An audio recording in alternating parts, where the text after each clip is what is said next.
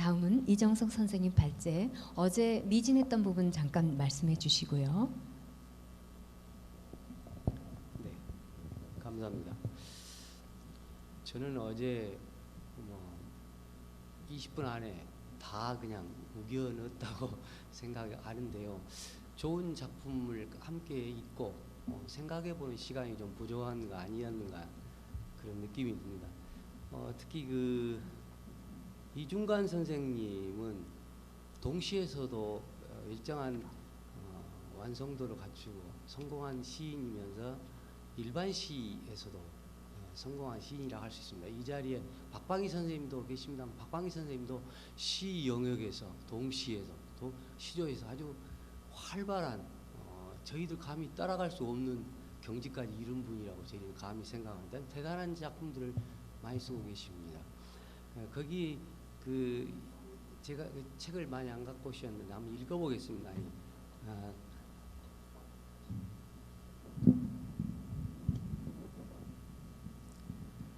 그 이중관 시인의 불빛에 관한 동시와 불빛에 관한 시 작품, 그러니까 같은 제재를 가지고 쓴 두 작품을 일부러 비교 한번 해보겠습니다. 첫 번째 동시입니다. 불빛이 내 머리 위를 비추는 저녁, 이중관. 불빛이 둥그스름 식탁을 비추는 저녁이 나는 좋단다. 불빛 아래 둥그스름 둘러앉은 저녁이 나는 좋단다. 달리다 넘어진 데는 괜찮니? 새 짝꿍 냄새가 어떠니? 피구놀이는 재밌었니? 내게 한꺼번에 물음이 쏟아지는 불빛이 둥그스름 내 머리 위를 비추는 저녁이 나는 좋단다. 자, 오늘은 네가 좋아하는 새우튀김이다. 바삭바삭 새우튀김을 먹는 저녁이 바삭바삭. 이 작품에서 그 불빛이라고 하는 것은 정말 따뜻한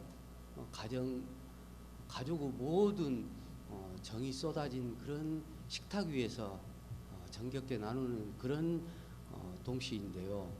여기에는 보통 동시에는 어머니 아버지의 직접적인 모습이 드러나는데 전혀 드러나 있지 않습니다. 여기는 오로지 아이의 그 심정이 흘러가는 그런 모습을 그리고 있는데 마지막에 보면 바삭바삭 새우튀김 소리가 아이의 경쾌한 마음과 저녁 식탁의 모습을 그리고 있다고 할 수 있습니다. 다음에 이중관 시인의 부엌의 불빛이라고 하는 일반 시입니다. 부엌의 불빛, 이중관. 부엌의 불빛은 어머니의 무릎처럼 따스하다. 저녁은 팥죽 한 그릇처럼 조용히 끓고 접시에 놓인 불빛을 고양이는 다정히 핥는다. 수돗물을 들면 쏘아 불빛이 쏟아진다. 부엌의 불빛 아래 엎드려 아이는 오늘의 숙제를 끝내고 때로는 어머니의 눈물, 그 눈물이 등유가 되어 부엌의 불빛을 꺼지지 않게 한다. 불빛을 삼킨 개가 하늘을 향해 지저대면 하늘에는 올해의 가장 아름다운 첫 별이 태어난다. 참 이 시가 두 시도 서정적인 면이 뛰어난 작품인데 여기에서는 어머니의 불빛이 어떻게 보면 희생성이라든지 그 가족을 위한 모든 다 바치는 그런 모습들이 나오면서 조용한 부엌의 모습이 어머니의 최종적으로 가정의 지킴이가 되는 첩별이라고 하는 것이 바로 그런 의미라고 생각하는데 참 같은 제재를 가지고 이렇게 다르게 쓸 수 있을까? 저는 이중관 선생님의 시도 그렇지만 동시도 참 멋지게 풀어낸 작품이라고 생각을 합니다. 어제 이 시도 낭독을 하고 싶었지만 못하고 말았습니다. 그리고 또 하나는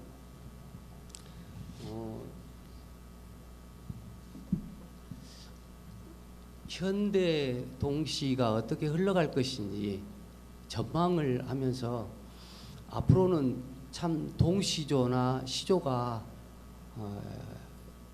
오히려 시보다 더 남지 않을까, 역사에 남지 않을까 하는 그런 생각을 해봅니다. 왜냐하면 이 휴대폰이라고 하는 것은 좁은 화면이지 않습니까? 그 화면 안에 다 찰 수 있는 시는 짧아야 됩니다. 그러고 보면 시조라든가 동시조는 무한한 생명력을 갖지 않을까. 가독성에 따진다면 한 면에 다 드러날 수 있는 것은 바로 시조나 동시조이기 때문입니다. 그렇기 때문에 앞으로의 동시도 제가 어제 얘기한 것처럼 한 줄 동시, 초단형 동시들이 아마 더 많이 창작되지 않을까 하는 생각을 가져봅니다. 아울러서 그렇다면 이렇게 읽고 쓰는 것을 싫어하는 미래 세대에게 어떤 형태의 동시가 주어져야 되는지, 어떻게 공급해야 되는지를 생각해 보면 고민이 많을 거라고 생각합니다. 저도 많이 고민하는데 요즘 뭐 하고 있는 것 중에서 몇 가지를 생각할 수 있습니다. 하나는 개인 블로그, 말하자면 직접 여러 가지 방법으로 뭐 휴대폰이든지 여러 가지 방법으로 인터넷이라든지 들어가서 뭐 개인 블로그라든지 그런 것을 활성화시키면 아이들에게 공개가 많이 되지 않을까. 제가 가끔은 이제 인터넷이라든지 뭐 구글에 들어가서 동시라든지 시를 찾아보면 없습니다. 시집 책 한 권 속에 들어있을 뿐 그것이 웹상에서 뜨지 않기 때문에 아주 찾기 곤란합니다. 여기 앉아 계신 시인 여러분들께서도 개인 블로그 같은 것을 운영해서 내 시가 물론 이거 책 판권에 관련된 것이라고 하지만 공개를 해서 많은 사람들이 나누어 읽을 수 있다면 얼마나 좋을까 하는 생각이 듭니다. 동시도 그런 측면에서 보면은 앞으로는 개인 블로그라든가 그런 것들이 활성화되어야 되겠다는 생각이 들고, 또 하나는 요즘에는 그 전자우편으로 작품을 전달해주는 그 기능이 있지 않습니까? 그래서 내가 창작한 어젯밤에 창작한 작품을 독자들에게 바로 전자우편으로 나눠주는 겁니다. 그런 것들이 활성화될 것이고, 또 하나는 또 이제 시각적인 뿐만 아니라 음성 파일로 만들어 가지고 열면 음악과 함께 시가 흘러나오는 그런 것들이 활성화되지 않을까 하는 생각이 됩니다. 그리고 제가 최근에 찾아보니까 동시 관련 북사이트가 만들어져 있더라고요. 북크루라고 하는 구독 서비스인데 뭐 과거의 작품이든지 새로 창작한 거든지 수필이든지 다양한 장르를 통해서 독자들에게 작품을 구독 서비스를 하는 그런 경향이 늘어나고 있습니다. 이런 걸 보면 동시라든지 아니면 동시조, 시조도 변신을 해야 되지 않는가 하는 생각이 듭니다.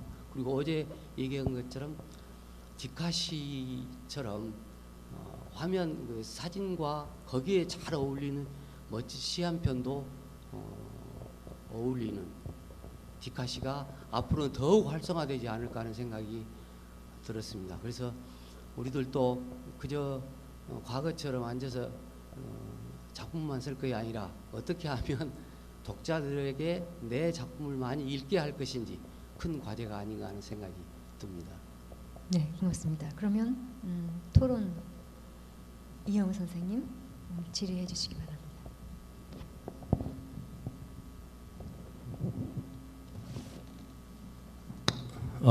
잘 들립니까? 안녕하세요, 이영우입니다.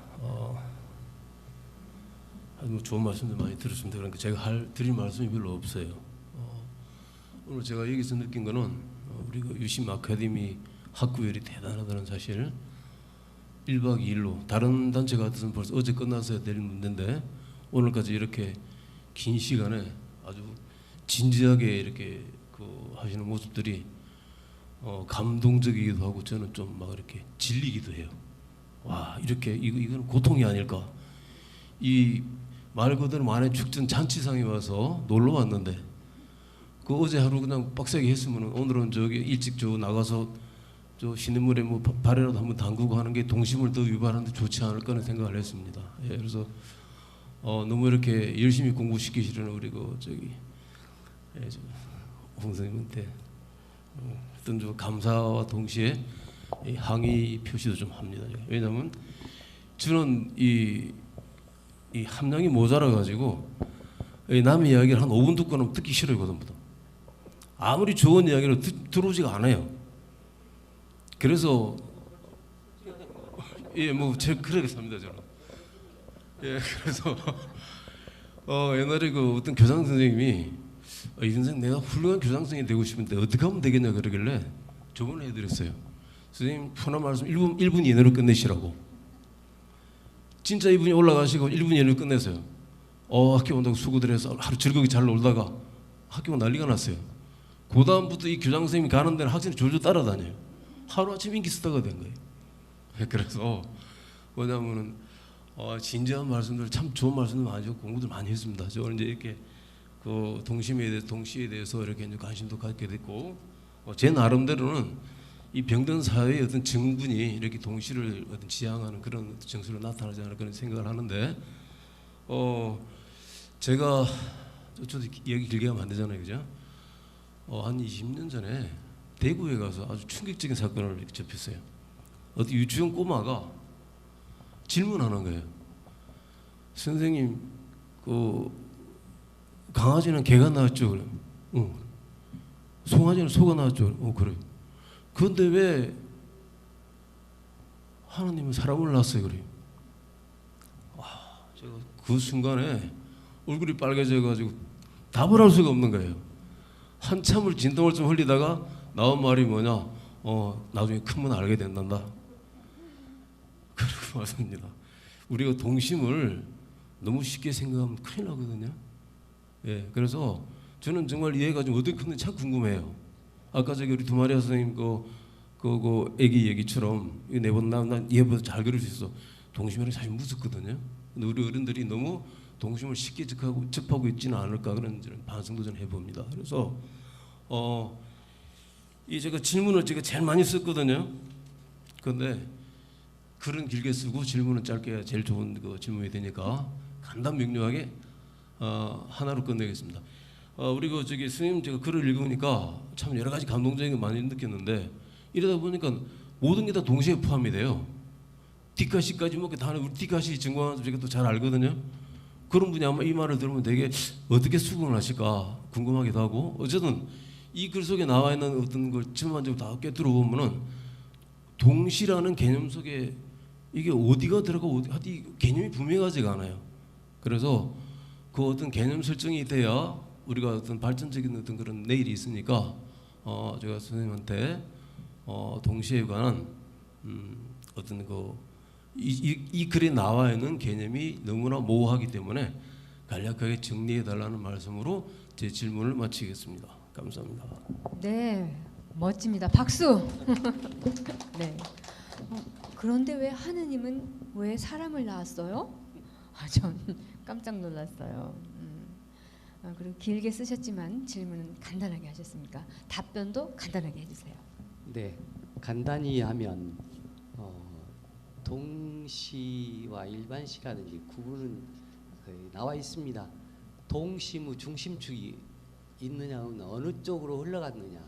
동심축이 더 시신보다 앞서나 있다면 그것은 동시라고 할 수 있죠. 간단히 얘기하면 그렇게 되는데 동시 아동문학 쪽에서는 우리가 보통 신체시라고 하는 최남선의 해에게서 소년에게를 우리는 신체시라고 해서 보통 일반 문학에서 많이 다루고 있지만 우리 아동문학인들은 동시라고 생각합니다. 그러거든요. 그리고 제가 예로 든 뭐 여러 가지 그 성인들의 작품들이 예, 조호연 스님의 작품도 마찬가지 동심이 있을 수 있지만 그것이 완전한 동심은 아니지 않습니까? 선시라고 그러지. 이제 그런 걸 보면 우리들은 동심을 작품 읽어보면 아침에 김용희 선생님도 이제 뭐입니까? 그 작품 속에 드러나 있는 동심을 가지고 참 멋있구나 하는 좋구나 하는 생각을 가질 때 그런 것은 좋은 시이면서 동심이 들어있다고 얘기를 합니다. 그런 의미에서 볼 때 제가 예를 3개만 들어볼게요. 하나는 그 가수인 김창완 씨의 작품 제목이 오해 마십시오. 할아버지 불알이라고 하는 것이 있습니다. 할아버지 제가 읽어볼게요. 할아버지 참 바보 같다. 불알이 다 보이는데 쭈그리고 앉아서 발톱만 깎는다. 시커먼 불알. 이게 동시라고 써놨습니다. 그래서 한번 이것이 2014년인가 발표됐는데 한번 난리 났습니다. 그런데 그 뒤로 조용합니다. 이거는 어른이 쓴 작품이기 때문에 시비는 하지 않습니다. 그러나 저희들 그 잔혹동시라고 하는 것 3학년 어린이가 쓴 잔혹동시 봤죠.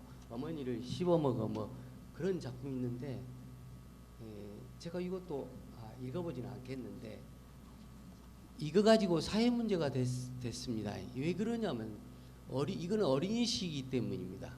지금 이제 명확하게 시와 동시와 어린시가 구분이 되어 있습니다. 여기 이지호 교수가 써놓은 책이 있습니다. 동시와 어린시라고 하는 이건 들어보시는 것만큼 명확하게 다 구분이 되어 있습니다. 그렇기 때문에 혼돈을 할 수가 없고 단지 지금 초등학교 교육과정 안에 시와 아동시와 어린이시와 또 동시가 섞어져 있습니다. 개념 정리가 완벽하게 되어 있지 않는 상태에서 사용하기 때문에 그런 게 아닌가 하는 생각이 드는데 정립들이라고 생각하는데요. 이 할아버지 불알하고 비교할 수 있는 것이 70년대에 써놓은 3학년 어린이의 작품입니다. 일부러 제가 읽겠습니다. 내 자지 오줌이 누고 싶어서 변소에 갔더니 해바라기가 내 자지를 보려고 한다. 나는 안 비춰줬다. 간단합니다. 김창완 가수의 작품하고 비교하면 이것이 훨씬 더 낫습니다. 그러나 이거는 어린이 시입니다. 이렇게 저희들을 볼 때 좀 문학성이 드러나 있다고 해도 어린이 시와 동시는 완전히 구분된다는 것을 알 수 있습니다. 네, 뭐 여러 가지 다른 얘기를 하고 싶지만 이런 정도만 동심의 중심축이 어디에 있는가가 가장 핵심이라고만 생각하시면 될 것 같습니다. 고맙습니다. 네, 고맙습니다. 예, 박수. 네, 지금까지 세 분의 발제와 토론을 잘 들었습니다. 아니 선생님 제가 지금 그 질문에 좀 보충을 예, 말씀하십시오. 이정석 선생님께서 말씀하신 저 불알이라고 하는 작품에 사실적이냐 시적이냐고 또 다른 구분이 되는 거죠. 그러니까 사실적으로 써서 시 맛이 안 나는 예고 어린이가 쓴 건 그것도 사실적인 이제 진솔한 자기 생각을 쓰고 또 썼지만은 다른 거죠. 제가 제 글에서 박경룡의 귤 하나라고 하는 작품이 있지 않습니까? 그것이 1966년에 발표됐을 때 동시단에서 문제가 된 작품입니다. 귤 하나가 방보다 크다 하는 방보다 크다는 것을 증명해 주는 거죠. 저 시각적으로, 후각적으로, 미각적으로 증명서. 그래서 방보다 크다. 그 사실 귤 하나가 방에 있으면 문을 이렇게 열면 귤 냄새가 이렇게 나지 않습니까? 방 꽉 채우고 바깥으로 나온단 말입니다. 그게 그 당시에는 그 동시인 동인의 이가 창립될 때였습니다. 창립되기 바로 전에 경향신문에 그게 발표됐어요. 그리고 나서 창립 총회를 하는데 창립 초기에는 김우섭 선생의 동시 가지고 이제 그 합평회를 하고 이제 이렇게 한 자리인데 거기에는 안중이도 없고 끝나고 나서 귤 하나 가지고 문제가 삼은 거죠. 그 당시 그 일선 교사들이 많이 참여했는데 교사들이 전부 다 교사 동시인들이 얘기할 때 귤 하나가 아이들이 읽어서 이게 이해가 되느냐, 이게 동시가 되느냐 이제 하는 문제입니다. 그 문제에 그 전부 다 이 말고 이제 얘기를 하니까 박경희 선생님이 화가 나서 그 69년에 그 자기 작품을 모으면서 동시집을 내면서 어른에겐 어려운 시라고 하는 제목을, 도발적인 제목을 붙입니다. 어른들 너희들은 어려워, 애들은 읽을 수 있는데 어른들은 어려운 시다 하는 얘기죠. 거기서 나온 겁니다. 어른 교사들이 어려운데 애들은 읽고 이해가 된다 이랬습니다. 그것이 6학년 교과서에 수록됐다가 점점 낮춰지면서 4학년, 3학년 이렇게 낮아집니다. 그 아이들 수준이 금방 이해가 되는 수준으로 된 거죠. 그래서 저는 동시하고 시하고 구분을 하지 말고 우리 그 선생님들이 쓰실 때 난 이거 동시로 써야 되겠다, 요건 시로 써야 되겠다 이렇게 이제 구분을 하시면 실패할 확률이 큽니다. 동시하고 시하고 구분하지 마시고 진정성 있는 작품을 쓰시면 우리 평론가들이 야 이건 아이들이 읽어서 좋겠다, 이거는 어른들이 당긴 시니까 이거 어른들이 읽으면 참 이렇게 구분하고 평론을 할 때 이렇게 나눠서 하고 이건 아이들한테 읽히면 좋은 걸 이제 소개도 하고 어린이한테 읽히면 어린이도 수용하면은 동시가 되는 거고 또 어른들 쓰면 시가 되는 거죠. 그래서 너무 구분을 하지 마시고 창작할 때는 구분하면은 좋은 작품이 안 나오니까 구분하지 마시고 써야 된다. 너무나 구분해서 동시를 써야 된다 하니까 동시가 안 되고 동요적인 것이 됩니다. 그래서 동시조가 바로 그럽니다. 동시조의 좋은 작품들을 동시조, 한국 동시조라고 하는 잡지도 나오고 그리고 어린이나라 동시조라고 하는 것도 저 나오고 있는데 거기 작품들을 읽어보면은 이게 정말 거론할 작품들이 그렇게 찾기가 쉽지가 않아요. 그 왜 그러냐? 동시조를 쓰게 동자에 묶여 있기 때문에 그렇습니다. 동시조를 쓰겠다고 이렇게 생각하니까 자꾸 어린이 마음 이게 맞추다 보니까 동요 쪽으로 돼서 글자 수 맞추기가 되니까 좋은 동시조가 되질 않는 거죠. 특히 동시보다도 더 어려운 게 동시조입니다. 그래서 동시조에 그렇게 어린이들을 1절 배제하고 동심을 담아서 선생님들이 쓰시면 저희들이 읽고 이거 어린애들 속에 진짜 좋은 작품이다 이렇게 골라주는 겁니다. 그래서 동차에 의식하지 마시고 작품을 쓰시면 좋겠다는 말씀을 드리겠습니다. 예. 네, 고맙습니다. 보충 답변 잘 들었습니다.